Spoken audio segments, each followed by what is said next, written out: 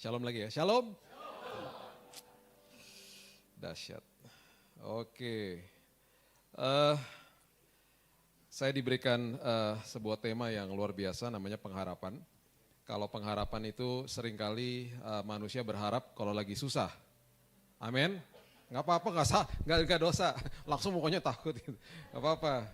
Itu normal kok. Kita berharap kalau kita lagi susah. Kalau lagi enak-enak kita ya lupa lah sama pengharapan itu ya. Eh, nggak apa-apa juga sih, itu manusiawi ya. Tapi yang lebih dalam lagi, kalau kita dengar kata pengharapan itu biasanya konotasinya lagi dalam keadaan buruk gitu, dalam keadaan yang nggak enak.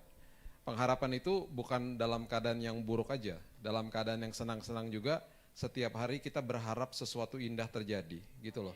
Mau saya lagi enak-enak, nggak ada apa-apa, adem ayem, tetap aja berharap sesuatu yang luar biasa. Saya selalu punya istilah di rumah gini, great days ahead. Hari-hari yang baik akan terus terjadi, gitu loh. Biasanya ada hari yang nggak baik, nggak apa-apa. Great days ahead. Jadi days banyak hari-harinya. Bad day satu kali aja nggak apa-apa. Great days-nya banyak. Nah, days gitu ya. Jadi saya kalau ngomong sama anak saya, kalau dia lagi pulang sekolah saya jemput. Sekarang saya jadi supir nih saudara. Ya, saya semenjak resign udah nggak banyak berkecimpung di yayasan saya jadi supir. Saya bilang sama istri saya, udahlah kita nggak usah pakai supir, saya jadi supirnya. Saya senang ngobrol sama anak saya di mobil. Itu waktu-waktu di mana kami bisa banyak dapat hal-hal yang luar biasa sama-sama dia. Jadi kadang-kadang dia kalau dijemput sekolah kan dia adalah hari-hari yang gak baik. How's your day? Gimana harinya? Gak enak, aku gak suka gini-gini. Terus aku bilang selalu sama dia, gak apa-apa. Besok pasti lebih keren lagi, lebih luar biasa gitu. Jadi setiap hari berharap. Pengharapan itu kalau berharap berarti ada sebuah cara yang harus dilakukan yaitu apa? Berserah. Ya. Makin berserah, pengharapannya makin asik, makin luar biasa. Ya. Roma 5 ayat 3 sampai 5 itu bicara soal yang namanya pengharapan. Nah, ini kuncinya sebenarnya. Coba saudara baca ya, Roma 5. Roma 5 ayatnya yang ke-3 sampai ke-5. Roma 5 ayat yang ke-3 mengatakan begini. Dan bukan hanya itu saja, kita malah bermegah juga di dalam kesengsaraan kita. Ini kata bermegah di sini boasting, artinya kalau diposturkan dengan tubuh ya. Paulus nih lagi kasih tahu bahwa kalau lagi ada kesengsaraan tuh ditantangin sama dia kayak gini nih.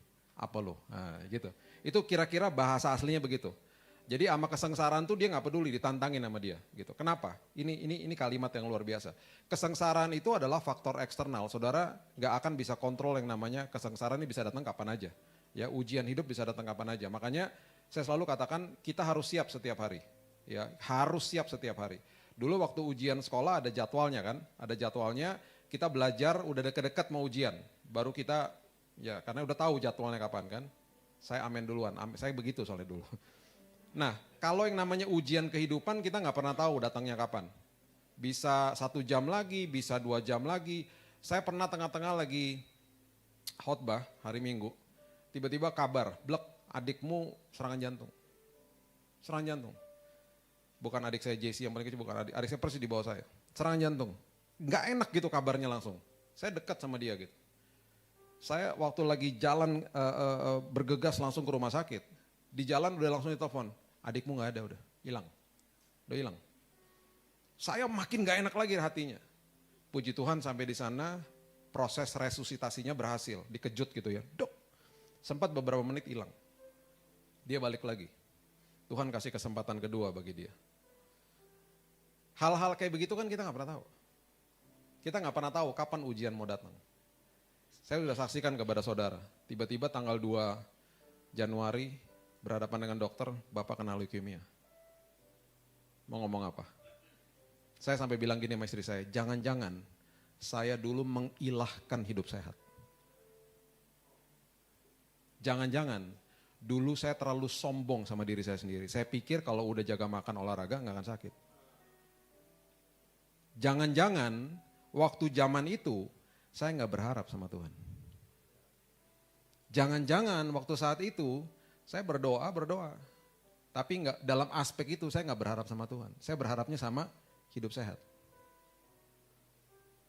Waktu saya sakit, teman-teman saya yang tahu pola hidup saya datang ke rumah sakit ngomong gini, Lu aja bisa sakit, apalagi gue, kelar gue ntar lagi. Gimana coba?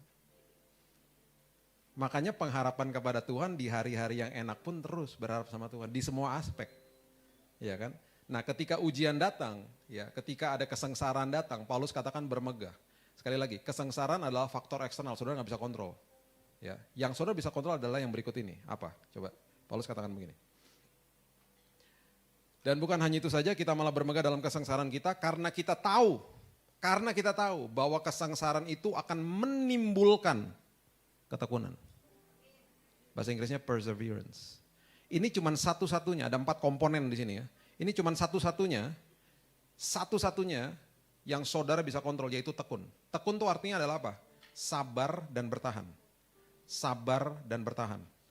Di depan kesengsaraan saya sabar dan bertahan. Oke? Nah, buah, saya ulangi, buah daripada ketekunan, itu ada 2. Baca seterusnya, dikatakan begini.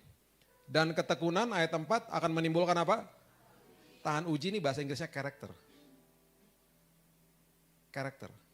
Karakter itu bahasa Inggrisnya yang lebih tepat lagi diterjemahkan di dalam versi The Message itu adalah the steel of virtue, karakter ilahi yang baja. Jadi dahsyat banget.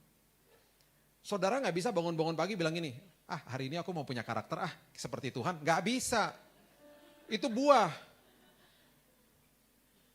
Kemarin ya ada khotbah loh, katanya kita harus punya karakter seperti Tuhan. Hari ini saya mengambil keputusan saya mau mempunyai karakter kayak Tuhan. Nggak bisa, itu buah. Saya mengambil keputusan untuk tekun. Tekun itu kata kerja. Tahan uji itu noun, kata benda. Yang berikutnya, ya buahnya ada 2. Yang berikutnya adalah setelah tahan uji adalah apa? Dan ketekunan menimbulkan tahan uji, dan tahan uji menimbulkan pengharapan. Pengharapan ayat 5 mengatakan tidak mengecewakan karena kasih Allah telah dicurahkan di dalam hati kita oleh Roh Kudus yang telah dikaruniakan kepada kita. Sekali lagi ya, kesengsaraan adalah faktor eksternal. Yang saudara bisa kontrol hanya tekun. Tekun berarti apa? Sabar dan bertahan. Saudara tabur tekun tiap hari. Tabur kesabaran dan pertahanan setiap hari. Tuhan, aku mau bertahan Tuhan. Sampai kapanpun. Walaupun keadaanku gak enak di depan mata jasmaniku, aku tetap akan katakan engkau baik Tuhan. Itu bertahan namanya.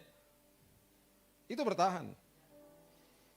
Nah, lama-kelamaan kalau saudara seperti begitu, lama-kelamaan akan timbul kayak waktu saya lagi sakit ya, karena begitu terus kayak nggak peduli gitu. Dokter datang bawa vonis yang nggak enak, datang lagi bawa vonis yang nggak enak, saya bilang nggak peduli, aku udah sembuh. Aku sembuh dalam kayak ada sayapnya tuh nggak keluar. Berasa begitu kayak ada sayapnya gitu. Berikutnya ketika dokter atau suster datang kasih kabar-kabar yang nggak enak, seperti nggak ada ngaruhnya, biasa aja gitu. Hari ini kamu kena infeksi perut misalnya. Harus pakai antibiotik 2 bag. Hari ini kamu harus masuk ruang tindakan. Karena paru-parumu basah semua. Bersin pagi-pagi darah semua yang keluar. Hari ini kamu harus ditusuk dari sini, diambil cairannya keluar. Pertamanya cuma dek doang, habis itu biasa aja, nggak apa-apa Tuhan. Aku tahu Tuhan menyertai aku. Kayak gitu toh nggak? Nah itu kan nggak langsung timbul. Karakter kayak begitu kan nggak langsung timbul. Itu karena terus nabur ketekunan. Yuk tabur ketekunan, karena itu adalah kunci supaya saudara mempunyai karakter ilahi dan pengharapan. Dan pengharapan. Gimana ya Pak, saya tuh susah banget kalau disuruh berharap tuh susah banget. Kuncinya cuma satu, tekun aja tiap hari. Tekun sama doa, tekun sama baca firman, tekun ikut Tuhan. Tekun, yang namanya tekun tuh berarti gak bersungut-sungut. Keadaannya gak enak, Tuhan engkau baik Tuhan. Itu sabar dan bertahan namanya. Terus tabur itu, lihat. Saya gak kaget kalau saya kesini lagi semuanya ada sayapnya tiba-tiba. Pak Wijaya, ruangannya jadi sempit banget, bersayap semua. Praise and worship pada melayang-layang gitu. Itu yang saya rasain loh, itu benar-benar saya rasain. Soalnya istri saya pernah nanya gini, kamu rasanya apa? Saya pernah ngomong, kayak ada sayapnya tau gak? Maksudnya apa? Gak tahu, kayaknya enak banget dan kuat banget gitu. Pernah saya ngomong begitu sama dia. Setelah beberapa minggu ya, melewati itu. Karena nabur tekun. Saudara, malam hari ini saya mau bagikan kepada saudara ada 4 valley, 4 lembah dalam hidup saudara. Yang saudara mungkin sudah pernah lewati, sedang lewati, dan bukan nakut-nakutin ya, akan pasti lewati. Pasti lewatin. Ini lembah. Lembah-lembah kayak begini adalah lembah yang memang dibiarkan sama Tuhan terjadi dalam hidup ini. Tujuannya cuma satu kok, mendewasakan kita. Dan ketika saudara lagi melewati lembah-lembah ini, gak usah takut. Dia berjalan sama-sama saudara. Gak usah takut. Dia selalu ada di situ, itu janjinya dia. Orang yang takut adalah orang yang tidak mengerti janji Tuhan. Saya ulangi ya, orang yang takut adalah orang yang tidak mengerti janji Tuhan. Jadi kalau banyak orang tanya begini, gimana nih Pak caranya segala macam, saya bilang udah tertulis ribuan loh janji di sini. Baca aja dan percaya. Efesus mengatakan begini, Efesus 1. Aku sudah menyediakan kuasa bagimu. Kuasa yang membangkitkan Kristus dari kematian. Itu kuasa yang disediakan bagi kita. Kepada siapa? Orang-orang yang passwordnya cuma satu, percaya. Kuasa yang membangkitkan Kristus dari kematian, itu diberikan kepada saudara. Tapi ada orang yang gak mau terima, gak mau percaya. Saya beberapa kali mendoakan orang di rumah sakit, ada yang dalam kondisi yang biasa-biasa aja, dan waktu saya pulang sama istri saya ngomong gini, kenapa kayaknya dia nolak ya? Terus waktu ngomong sama suaminya kayaknya acuh tak acuh gitu, kayaknya bodoh amat gitu. Kamu rasa kayak gitu gak? Iya. Gak enak ya tadi rasanya ya pas doa ya? Iya. Nah beda lagi sama satu orang yang kita datang udah kanker, udah tumor, udah gede banget di sini, di kepalanya. Udah gak bisa ngomong, udah lumpuh, gak bisa ngomong. Tapi waktu dikasih tahu, disuruh percaya dia masih bisa ngerti ya waktu saya ngomong. Dia ngangguk-ngangguk, istrinya juga yes aku percaya. Perjamuan ya, Pak setiap hari perjamuan sama istri Bapak. Perkatakan udah sembuh, dia cuma gak bisa ngapa-ngapain. Sekarang jalan tuh.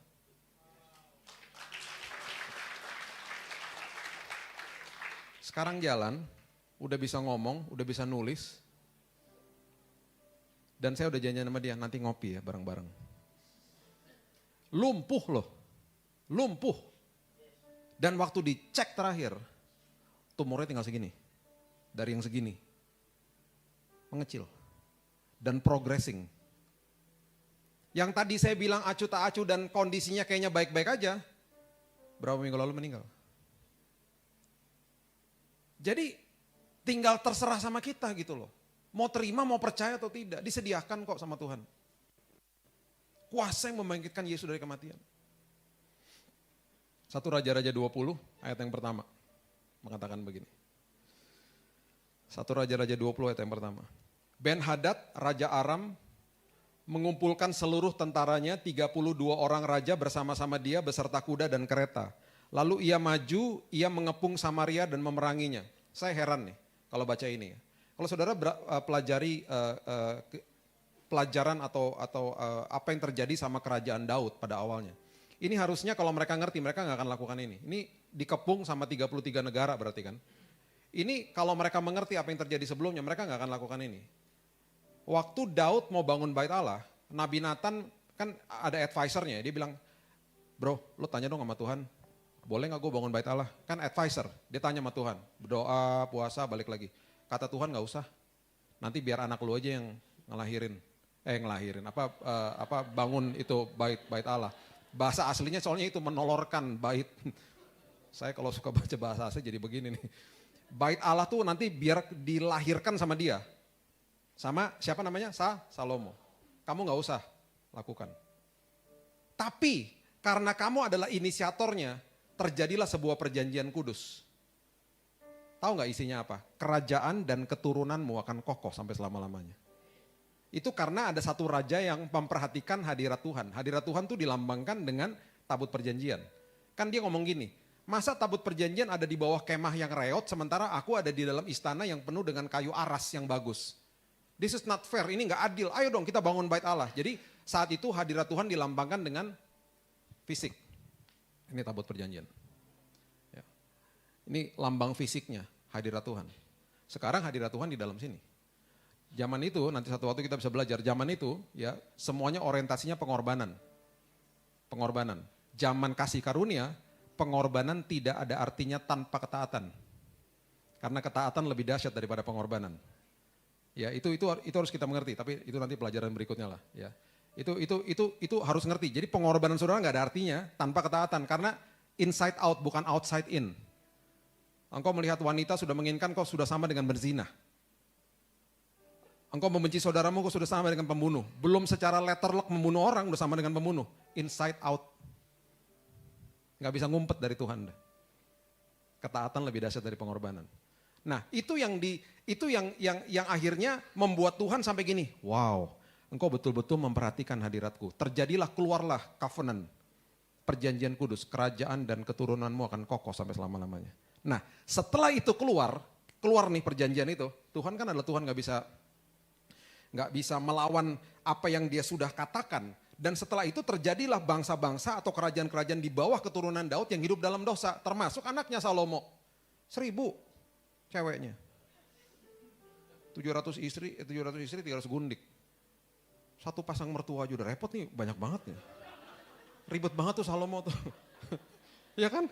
Ya. Iya loh, saya kalau baca itu buset. Terus ya, bukan hanya dia aja, beberapa gitu loh yang hidup dalam dosa. Semua selalu firman Tuhan katakan begini, harusnya aku menghancurkan atau mengoyakkan kerajaanmu. Terus selalu ada kalimat begini, tetapi karena moyangmu Daud, aku luputkan engkau. Karena ada perjanjian kudus itu. Udah gitu 300 tahun nih, Daudnya udah gak ada, udah meninggal. Ada kerajaan yang menyerang Raja Hizkia. Ini Daudnya udah gak ada. Diserang sama bangsa Asyur. Mereka lagi berkemah di depan kerajaan Hizkia, besoknya mau diserang nih. Tahu apa yang terjadi? Tuhan mengirimkan malaikatnya dan 185.000 loh. Itu banyak banget, 185.000 tentara Asyur mati. Mati. Karena apa? Karena Daud, moyangnya. Kerajaan dan keturunanmu akan aku kokohkan sampai selama-lamanya. Sekarang yang jadi bangsa keturunan Daud siapa? Bangsa Israel. Harusnya nih ya. Siapapun yang mau menyerang bangsa Israel, baca tuh covenant dan lihat sejarahnya. Makanya gak terkalahkan, padahal yang percaya Yesus gak sampai 5%. Tapi karena ada perjanjian kudus dari Tuhan, bukan sekedar mereka dikokohkan dan lawan-lawan mereka ditumpas, bukan itu hanya itu saja. Mereka menolorkan inovasi-inovasi yang luar biasa di sana. Ada tour ke Tel Aviv, yang saudara hanya masuk ke dalam, bukan ke holy sites, tapi ke dalam perusahaan-perusahaan. Kalau saudara pernah berpikir bahwa yang melahirkan prosesor atau elektronik itu adalah Jepang, Korea atau Cina, salah. Mereka. Sistem perbankan yang paling top mereka yang lahirkan, sistem pertahanan mereka yang lahirkan semua di sana. Mereka nggak gembar-gembor, mereka main royalty. Mereka nyantai aja. Kayanya luar biasa. Mereka pegang yang namanya sistem pertahanan Amerika. Mereka yang memegang sistem perbankan dunia. Tapi gak ada yang tahu, nyantai aja. Karena apa? Keturunan dan kerajaanmu aku kokohkan selama-lamanya. Jadi ini, waktu nyerang begini, ya.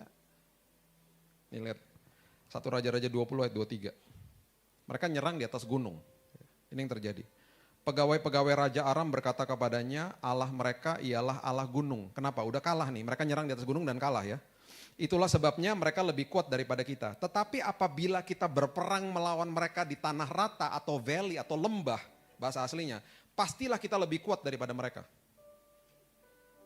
Dengan kata lain begini, wow kita nyerang di atas gunung dan kita kalah. Oke sekarang kita nyoba yuk di valley, kita nyoba nyerang mereka di lembah, pasti kalah. Tuhan dengar dong ini. Tuhan bilang iya ampun. Udah lo gue kalahin di atas gunung, bro, mau coba-coba di atas bukit. Tuhan akhirnya mengeluarkan statement lagi lewat perantaran ini. 1 Raja-Raja 20 ayat 28 mengatakan begini. 1 Raja-Raja 20 ayat 28. Maka tampillah abdi Allah dan berkata kepada Raja Israel.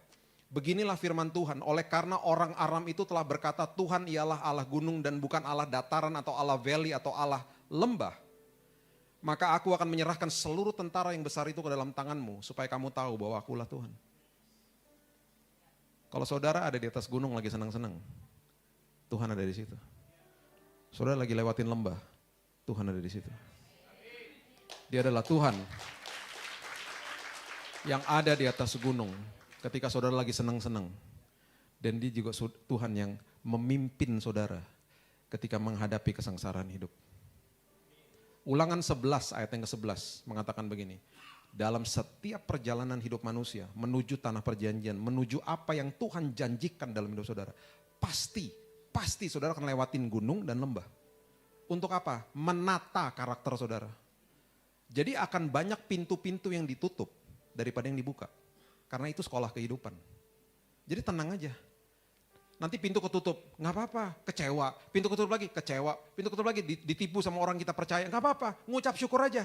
Kita di situ diminta sama Tuhan menangani kekecewaan, belajar mengampuni, belajar untuk sabar, belajar untuk tekun. Nanti Tuhan cuma butuh satu pintu yang dibuka, dan ketika pintu itu dibuka terobosan terjadi.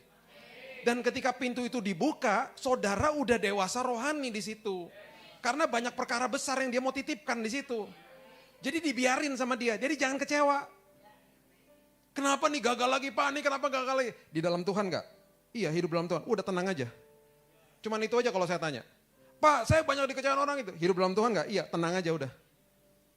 Memang banyak pintu-pintu yang ditutup. Nanti ketika waktunya Tuhan tiba, ya kita gak bisa paksa waktunya Tuhan terjadi. Dan ketika waktunya Tuhan terjadi, kita gak bisa stop juga waktunya. Karena itu kairos sudah. Dia yang tahu, makanya waktunya Tuhan selalu terjadi indah pada waktunya. Selalu gitu kan, indah pada waktunya. Ulangan 11 ayat 11 mengatakan, tetapi negeri kemana kamu pergi untuk mendudukinya, ialah negeri yang bergunung-gunung dan berlembah-lembah. Yang mendapat air sebanyak hujan yang turun dari langit. Oke, lembah pertama. Lembah pertama adalah lembah yang namanya lembah Sidim. Lembah Sidim ini adalah lambang daripada lembah di mana saudara sedang mungkin terikat sama dosa, hidup dalam dosa, diam-diam orang gak ada yang tahu. Atau udah lepas, tapi masih diinget-ingetin terus sama iblis. Dan kita percaya lagi, aku gak layak, aku gak bisa, dan lain sebagainya. Itu namanya lembah Sidim. Kejadian pasal yang ke-14. Kejadian pasal yang ke-14 ayatnya yang ke-8 mengatakan begini. Kejadian 14 ayat 8. Lalu keluarlah raja negeri Sodom, raja negeri Gomora, raja negeri Atma, raja negeri Seboim, dan raja negeri Bela, yakni Nawar yang dan mengatur barisan perangnya melawan mereka di lembah apa? Sidim. Oke. Terus mereka melawan raja-raja ini ya, kemudian akhirnya ini ada 9 yang bertempur nih kerajaan. Kalau saudara pernah nonton Lord of the Rings itu kalau nggak salah cuma 5. Ini 9, wah heboh nih pasti lebih keren nih kalau di sini ya. Nah ayat 10 mengatakan begini, kejadian 14 ayat 10. Di lembah Sidim itu di mana-mana ada sumur aspal, tar pit itu bahasa Inggrisnya. Slimy tar pit, jadi dia lengket banget gitu. Ketika Raja Sodom dan Raja Gomora melarikan diri, jatuhlah mereka ke dalamnya dan orang-orang yang masih tinggal hidup melarikan diri ke pegunungan. Ini banyak orang yang terjebak di dalam slimy tar pit di lembah Sidim. Ini kalau kita mau artikan dalam hidup sehari-hari kita. Ini lembah kejatuhan. Lembah di mana banyak orang hidup dalam dosa atau sudah lepas dari itu tapi masih self talk di sini. Self talk adalah pribadi yang paling banyak bicara sama saudara sendiri adalah diri saudara sendiri. Dan seringkali ada penuduhan yang sangat akut dalam hidup ini yang iblis lakukan dan kita percaya. Makanya Roma 8 ayat 1, there is no condemnation, tidak ada lagi penghukuman, tidak ada lagi penuduhan. Hati-hati ketika kita bicara sama diri sendiri. Karena 80% suara yang masuk ke dalam diri kita sendiri adalah dari kita sendiri loh. Makanya orang bunuh diri gara-gara apa? Ngomong sendiri. Bertahun-tahun kan dia, aku gak layak, gak bisa. Kejadian eksternal yang terjadi sama dia itu hanya menstimulasi aja. Tiba-tiba blek bunuh diri. Ngomong sendiri soalnya. Ya, ingat kasih karunia Tuhan cukup. Cukup. Tapi jangan mempermainkan kasih karunia Tuhan. Ya. Ada yang namanya akibat dosa. Saya nggak percaya yang namanya kutuk, udah nggak ada. It is finished, sudah selesai ribuan tahun yang lalu. Tuhan nggak kasih kutuk. Tuhan, orang banyak tanya sama saya, masih ada kutuk ya Pak? Kutuk. Nggak ada, nggak ada kutuk. Kecuali kalau kamu percaya ya, nggak ada kutuk. There is no condemnation, tidak ada lagi kutuk. Jadi jangan percaya sama hal-hal seperti itu, gitu. Nah, yang kita harus pahami adalah dimanapun saya berada, Tuhan tidak pernah berseberangan sama saya. Dia ada di pihak saya. Ketika saya lagi sakit, kalau saya pengertiannya salah, menghadapinya juga salah. Saya tahu Tuhan ini penyakit bukan dari Tuhan. Saya tahu tahu Tuhan Engkau ada di pihakku. Aku tahu Tuhan Engkau tidak pernah berseberangan dengan aku. Nah sekali lagi ya, ada akibat dosa. Ada akibat dosa, itu karena ulah kita sendiri, bukan hukuman dari Tuhan. Tuhan akan pasti mengampuni kok gitu. Cuman ada akibat dosa, contoh anak 22 tahun datang kepada saya ngomong gini, Pak tolong Pak doakan Pak. Kenapa? Pacar saya hamil, aduh. Saya pengerja gereja Pak, aduh. Pendeta belum tahu, orang tua belum tahu, aduh. Tolong Pak doakan Pak, doain apa? Bapak tahu kan Pak kita bersepakat dalam nama Tuhan Yesus kita bersepakat. 2 orang 3 berkumpul, Tuhan jawabkan Pak, betul. Terus maksudnya apa? Tuhan tidak akan mempermalukan anak-anaknya kan Pak? Betul. Tuhan penuh dengan mujizat kan Pak? Betul. Tuh kan Bapak udah ngejawab semuanya kan Pak? Oke Pak, kita sekarang bersepakat dalam doa Pak. Kita percaya Pak ya, berdua ya Pak. Kalau besok pacar saya bangun pagi Pak, hamilnya hilang dalam nama Tuhan Yesus. Hampir saya jitak loh kepalanya. Emangnya kayak sakit pusing hilang besok, gila aja loh. Orang yang udah putus asa tau kan? Putus asa. Akhirnya singkat cerita harus menikah di usia yang masih muda. 3-4 tahun pernikahan mereka kesulitan ekonomi. Itu karena akibat dosa. Tuhan ampuni. Kasih karunia cukup kok. Dia mati ribuan yang tahun yang lalu untuk dosa kita yang akan datang. Tapi jangan mempermainkan kasih karunia. Oh berarti kalau gitu I have the license to sin. Berarti saya punya sertifikat untuk berdosa dong Pak. Enak aja, berarti kamu tidak menghargai Tuhan. Dan ingat ada akibat dosa loh.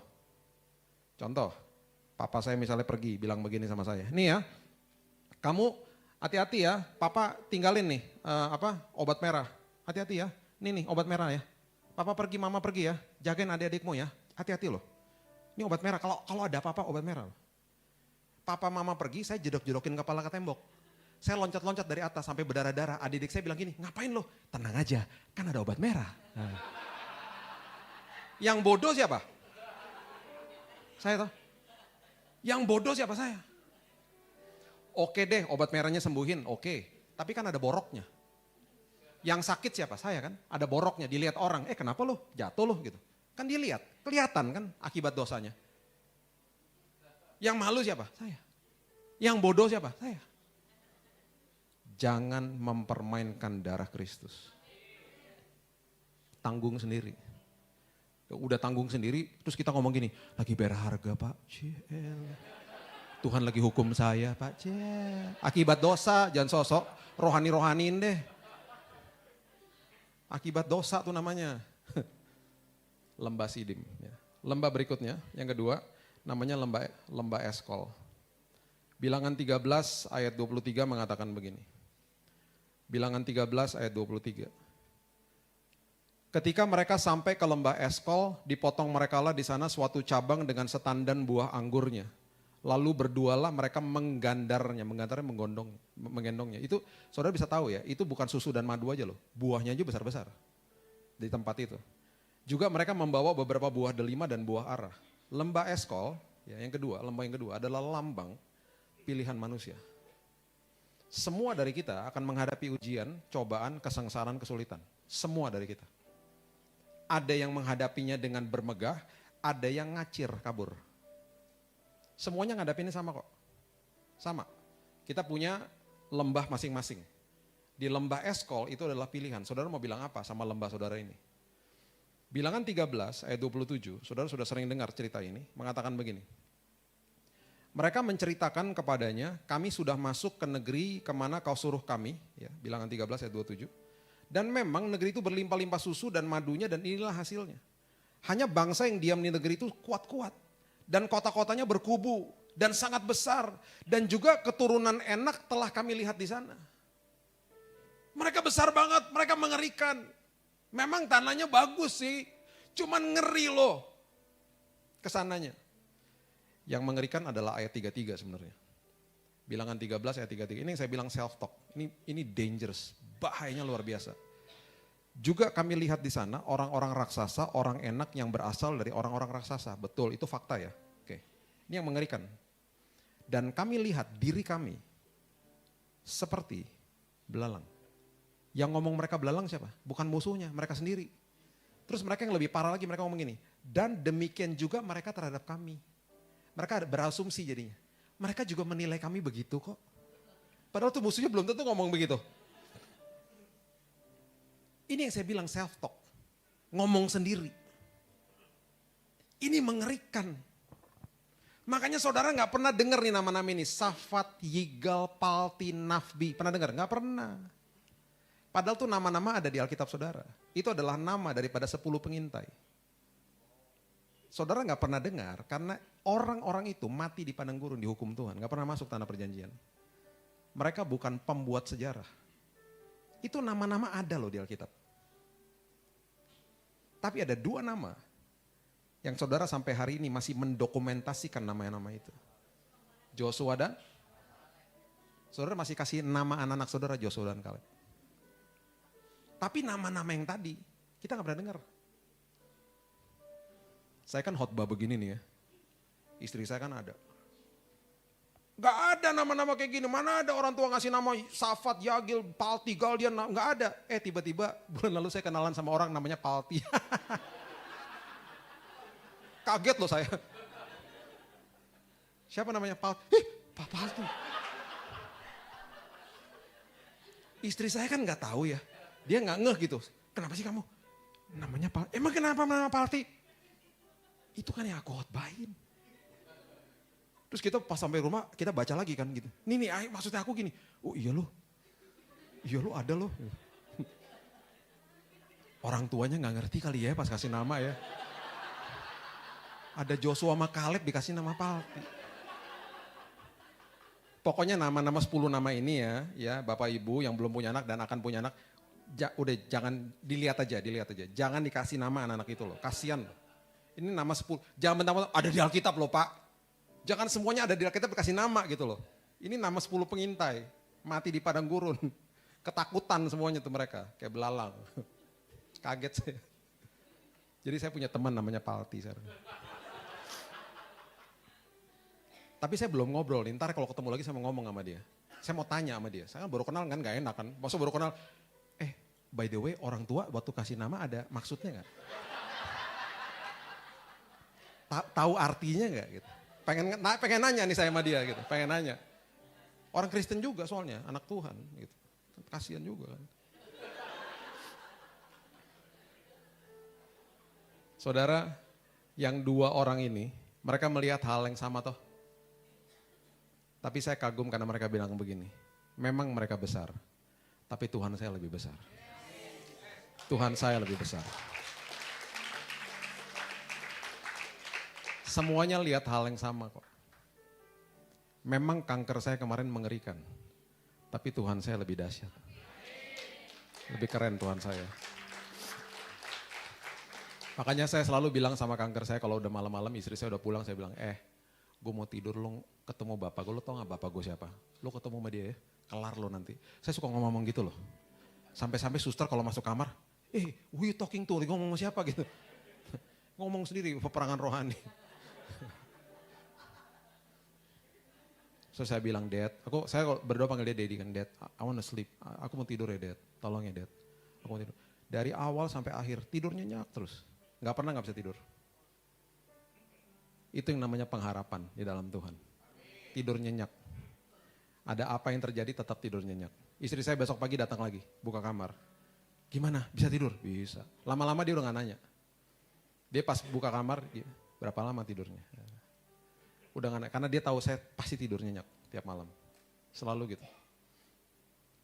Lembah berikutnya saudara, namanya lembah Elah. Lembah Elah adalah lambang daripada lembah ketakutan. Di lembah ini terjadi sebuah pertempuran yang kita sudah sering dengar, namanya pertempuran antara Daud dan Goliat. Saya mau bawa ke saudara-saudara ke dalam sebuah kalimat yang betul-betul akan memberikan pelajaran sama kita. Dari apa yang terjadi. Ada satu kalimat sebenarnya yang membuat akhirnya Daud bisa berhadapan sama Goliat. Ini cerita behind the scene. Ya. Lembah Elah adalah lembah lambang ketakutan. Waktu itu kira-kira Goliat ngomong gini deh. Daripada kita repot-repot perang ntar banyak yang mati ya. Kita costnya juga gede. Udahlah gini aja deh. Lu kasih sama gue orang yang paling jagoan dari lo. Bertempur sama gue ya di ring UFC nih ya misalnya ya. Nanti misalnya lo kalah lo nyembah gue, kalau gue kalah gue nyembah lo, udah gitu, simple sederhana. Oke gitu, udah. Alkitab mencatat Raja Saul pun cemas. Cemas semuanya. Nah, di dalam peristiwa ini tiba-tiba ada bocah 19 tahun disuruh sama bapaknya bawa roti sama keju. Yang roti buat kakak-kakaknya, kejunya buat prajurit-prajurit. Siapa yang suka roti sama keju? Ih, banyak juga ya, dahsyat ya. Roti sama keju, iya yang gak pernah makan cobain. Roti sama keju, apalagi kejunya meleleh. Yes, haleluya, haleluya. Kalau pernah ke kota namanya Madiun ya, kalau catat ya, Madiun, masuk ke pabrik roti namanya Bluder Cokro. Pernah dengar ya? Masuk ke situ, itu pabrik roti ya. Di situ ada roti Bluder, ya tulisannya golden cheese. Apa itu? Ketika dibuka, itu dia punya cheese atau keju tuh meleleh, tau gak? Belinya pas lagi panas-panas keluar dari oven, itu kan pabrik tuh ya, buka makan di situ. Saya pun meleleh lihat. Kalau Superman ya, kalau tahu Superman dia kalau kalah sama Krypton kan, Billy Lantang roti keju, meleleh langsung saya, meleleh. Yang pendoa-pendoa apa sih Superman sama Krypton apa gue gak pernah dengar gitu. Maaf ya, maaf. Pendetanya kakak rohani dikit, anak komik, maaf. Anak komik soalnya. Sorry ya, kurang rohani. Bocah 19 tahun datang ke lembah ini bawa roti. Kakaknya bilang ini, ngapain lu kesini? Disuruh pulang, diusir sama kakaknya. Oke? Ini kejadian nih. Dia kan gak tahu apa-apaan. Dia bangun pagi gak pernah berpikir satu hari nanti pas gue bangun pagi gue akan berhadapan sama raksasa. Gak pernah. Disuruh bawa roti. Waktu dia tinggalin domba-dombanya juga Alkitab mencatat cuman dikit. Cuman beberapa. Terus waktu dia datang dia lihat begini kan. Semua orang pada cemas. Ada apaan? Kan pasti nanya. Terus mereka bilang itu diceritain lah itu gue lihat gitu. Dia mungkin lihat dari jauh. Oh. Gede sih memang. Cuman dia pasti gak ada rasa takut. Kenapa? Ini nih yang terjadi nih. Orang ya banyak yang menguasai firman. Hamba Tuhan banyak lah. Ya Pak Wijaya tahu lah. Kita kalau lagi seminar hamba Tuhan, wah menguasai firman. Belum tentu loh hamba Tuhan dikuasai hidupnya sama firman. Saya bulan lalu ngajar 200 hamba Tuhan di Surabaya. Saya bilang gini, kita kalau mau debat rohani, kita bisa debat kusir di sini. Debat teologi, wah udahlah hebat-hebat. Sekarang pertanyaan saya cuma satu aja. Hidup saudara dikuasai sama firman gak? Ketika orang tidak lihat, di balik mimbar, saudara ada di rumah. Yang bisa memvalidasi hidup saudara, itu adalah orang-orang yang ada di rumah saudara. Supir, pembantu, istri, anak. Tuh, ketika engkau dalam keadaan stres, apakah seperti yang kau khotbahkan di atas ini? Gak bisa, saudara gak bisa menilai saya ketika saya ada di sini. Tanya sama istri saya, sama anak-anak saya. Pak Billy kalau lagi keadaan sehari-hari kayak gimana? Supir, pembantu, tanya. Mereka yang bisa memvalidasi saya.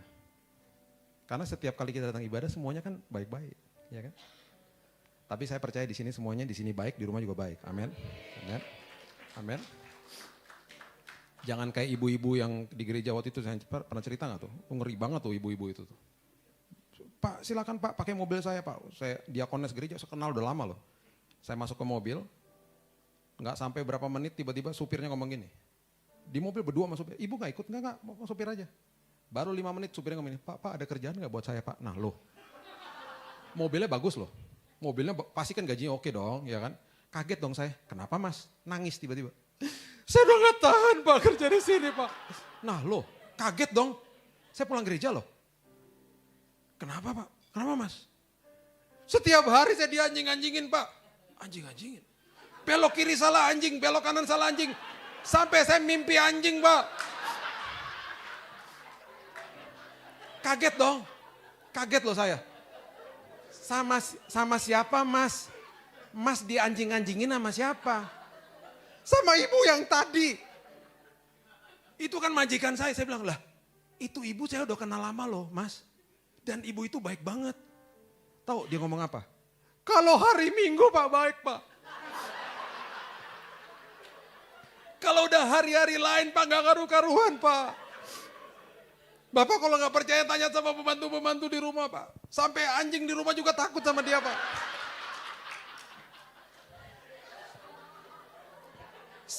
Saya ya hari itu saya terganggu banget, saya terganggu.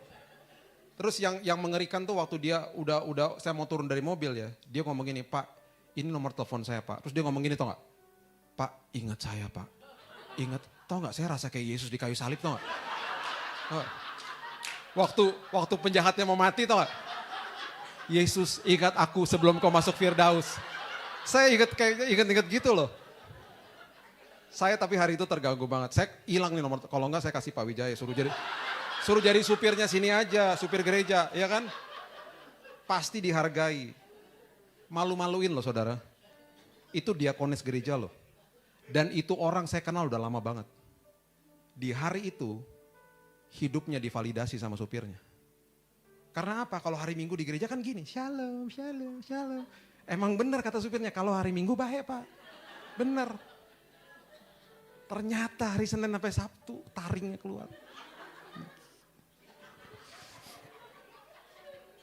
Mengerikan. Ini saya bilang ya. Makanya Daud ya, Daud. Nggak ada orang lihat ya di padang gurun ya. Hidupnya karena dikuasai sama firman. Rahangnya beruang sama singa dipatahin sama dia. Gak ada yang lihat. Gak ada takutnya. Kenapa? Memegang sebuah pengertian yang dahsyat apa? 1 Samuel 17 ayat 26, coba lihat. Ini adalah kalimat yang akhirnya membuat dia berhadapan sama Goliat. Coba baca kalimat ini. 1 Samuel 17 ayat 26. Lalu berkatalah Daud kepada orang-orang yang berdiri di dekatnya, apakah yang akan dilakukan kepada orang yang mengalahkan orang Filistin itu? Dan yang menghindarkan cemooh dari Israel. Perhatikan kalimat ini. Siapakah orang Filistin yang tak bersunat ini sampai ia berani mencemooh barisan daripada Allah yang hidup? Kira-kira mungkin dia ngomongnya begitu tuh. Dia pasti nafsu banget nih ngomongnya. Siapa nih orang yang gak bersunat berani mencemooh barisan Israel ini? Ini kebenaran ini sebenarnya ya, perhatikan ini baik-baik. Kebenaran ini pasti dan mereka semua bangsa Israel termasuk Raja Saul tahu dan ngerti. Maksudnya apa? Maksudnya gini. Pada saat itu orang-orang atau bangsa yang tidak bersunat, dan itu kebanyakan memang bangsa-bangsa yang bukan bangsa Israel, itu mereka tidak punya urapan Tuhan. Dan mereka kalau nggak bersunat, melawan bangsa Israel yang bersunat, yang artinya adalah mereka memiliki hadirat dan naungan dan urapan Tuhan, pasti kalah. Pasti kalah. Dan mereka tuh ngerti loh. Raja Saul ngerti, semua prajuritnya dan semua jajarannya ngerti tentang kebenaran ini. Ini yang saya katakan, orang kalau cuma ngerti firman, tapi hidupnya nggak dikuasai sama firman, kayak begini. Ketika ada ketakutan datang, dia ketakutan nih. Terus dia pas dinasihatin sama temannya, gak usah takut kan ada firman Tuhan. Emang iya sih, tapi gue takut banget gue begini. Emang gue tahu tuh ada ayatnya. Kayak gitu tuh. Ini terjadi sama mereka nih. Mereka ngerti loh kebenaran itu. Tapi bagi mereka sosok Goliat yang ada di depan mata jasmani itu terlalu mengerikan. Emang bener sih, cuman lu berani gak nyobain satu sama dia? Kalau tiba-tiba gue mati gimana? Tapi mereka ngerti bahwa itu orang gak bersunat sebenarnya. Kalimat ini diucapkan sama bocah 19 tahun yang lagi bawa roti sama keju. Orang yang sebenarnya gak dipandang sama orang lain. Tapi karena bobotnya firman Tuhannya itu luar biasa. Kenapa? Karena dia punya pengalaman sama Tuhan. Dan pasti pada saat itu waktu dia ngomong, prajuritnya dengar, mereka bilang gini, bener juga sih, bener juga ya. Sampai diaduin ke raja. Dan gara-gara kalimat ini akhirnya dia bisa audiensi di depannya raja. Raja bilang gini, didatangin sama prajuritnya, itu ada bocah ngomong gini. Menurut kita bener sih raja ya. Terus raja juga mungkin ngomong gini, bener juga sih, iya sih. Jadi mana bocahnya panggil. Pengen dapat sebuah pernyataan lagi gitu loh. Pas dia ngomong di depannya raja, itu kayak ada bobotnya, ada urapannya. Karena ngalamin Tuhan. Gak sekedar ngomong. Lu siapa? Kredibilitasnya siapa? Saya anak Isai. Saya lagi bawa roti ke sini. Terus dia ngomong gini. Saya udah biasa matahin rahangnya beruang sama singa.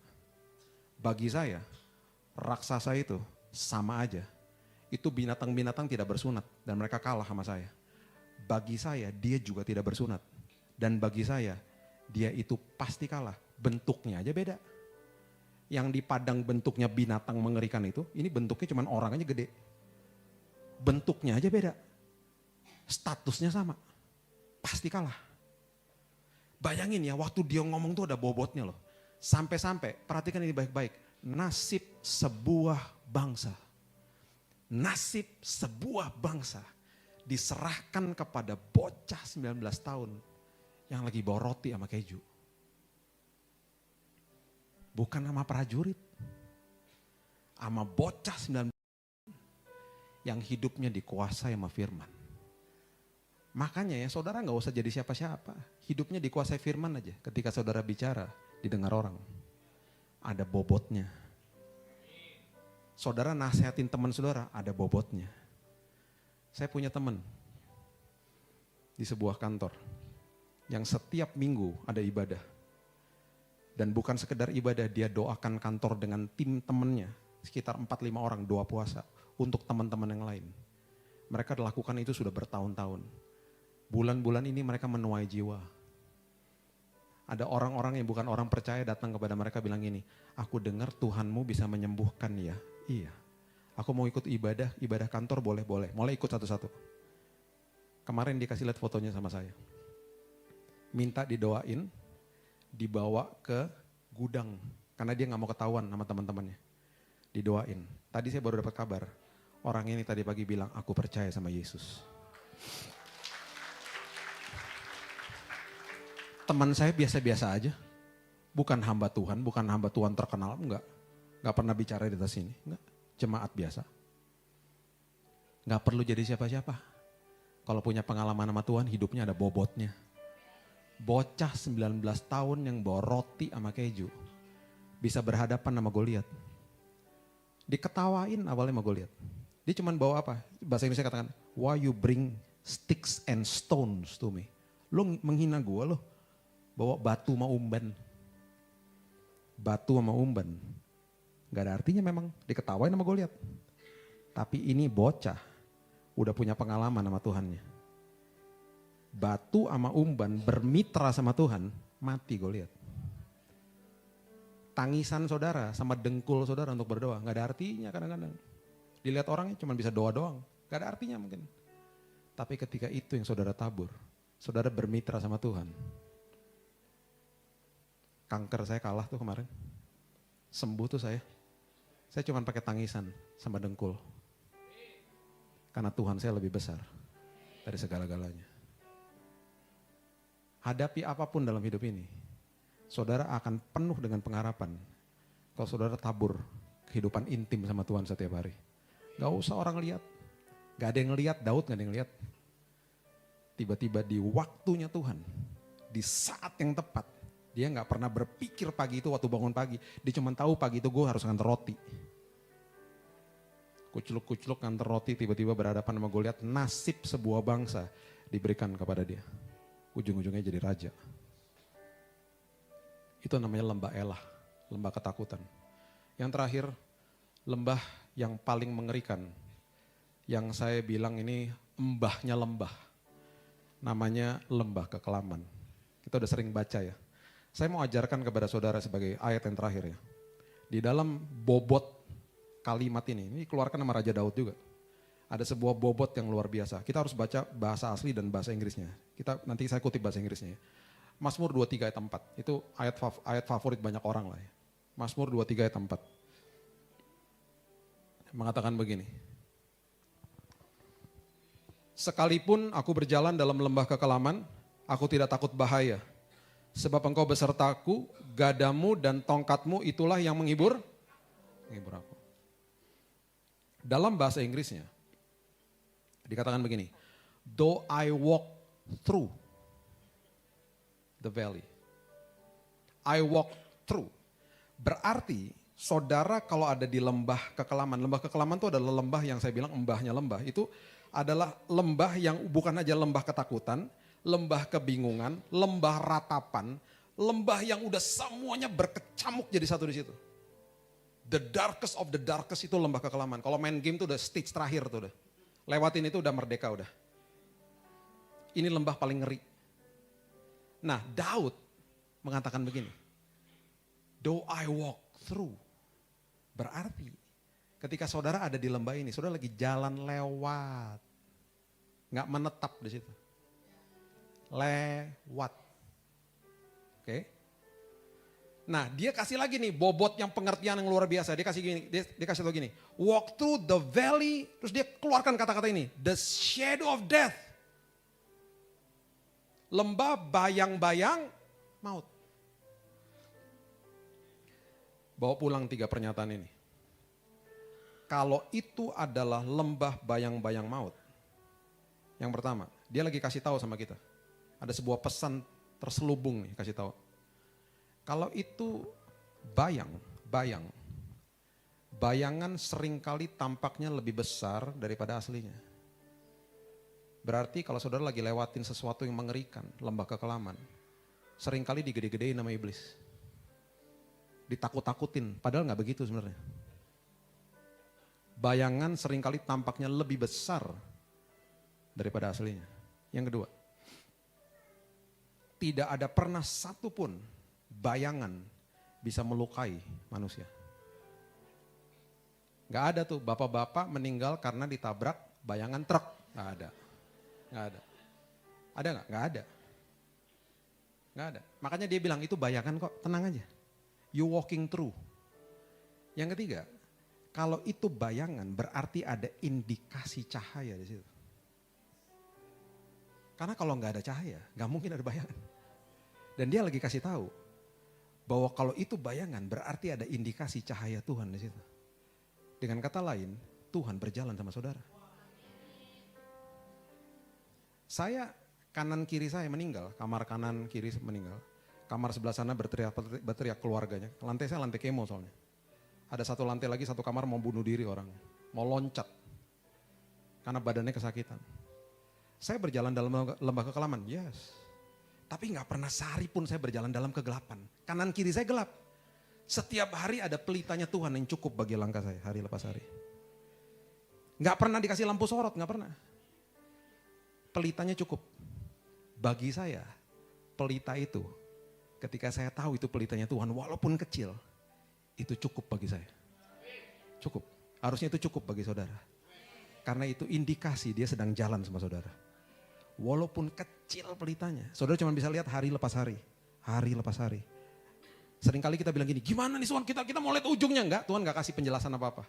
Tuhan cuma bilang gini, gak usah minta penjelasan, minta pimpinan aku aja. Aku akan memimpin engkau. Udah ikutin aja, ikutin. Makanya ketika melewati lembah seperti ini, seringkali pertanyaan-pertanyaan seperti ini keluar. Kenapa Tuhan? Kapan Tuhan? Mau kemana Tuhan? Bagaimana caranya Tuhan? Berapa lama Tuhan? Betul? Stop bertanya. Minta pimpinan aja. Nanti setelah keluar, kita lihat ke belakang, kita akan terkaget-kaget dan ngerti akhirnya.